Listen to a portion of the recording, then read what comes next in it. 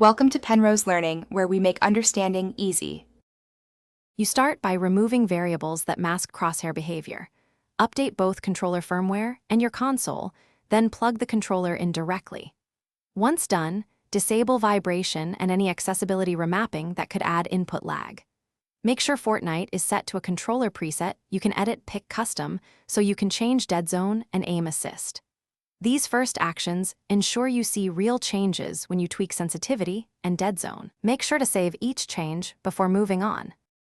Now modify the sticks and aim settings carefully.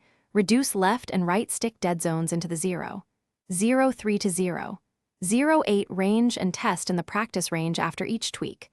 Lower dead zone sharpens crosshair response, but avoid values that cause drift. Back off if drift appears.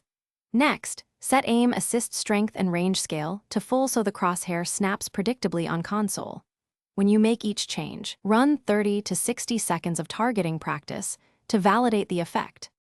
Finish by fine-tuning look sensitivity in small increments. Change by 1 to 5% and retest so you don't overshoot. If you still notice crosshair instability, run the console or controller calibration utility and check for stick drift. Swapping to a second controller isolates hardware faults. Once satisfied, save the custom preset and practice builds and edits to lock muscle memory.